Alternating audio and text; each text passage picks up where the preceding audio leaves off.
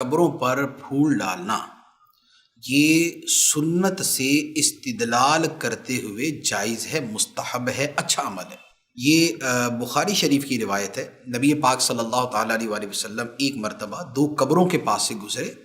اور آپ نے فرمایا کہ ان دونوں قبر والوں کو عذاب ہو رہا ہے، اور پھر فرمایا کہ ان کو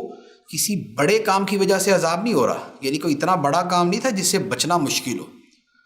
بچنا آسان تھا لیکن یہ نہیں بچتے تھے تو ان کو عذاب ہو رہا ہے۔ ایک چغلی کھایا کرتا تھا، آپس میں لڑائی کروانا،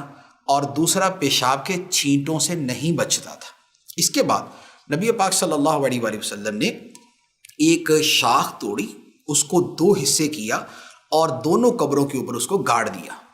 اور فرمایا کہ جب تک یہ شاخیں تر رہیں گی تب تک ان قبروں پر عذاب ہلکا رہے گا، لعلہ ان یخفف عنہما،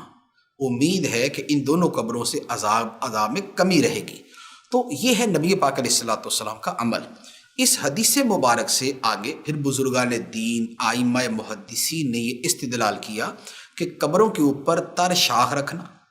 یا ان پہ پھول ڈالنا یہ اس قبر والے کے لیے عذاب میں تخفیف کا، کمی کا باعث بنتا ہے۔ تو یہ حدیث مبارک ہے اور اس کے ضمن میں پھر محدثین نے اسے بیان فرمایا۔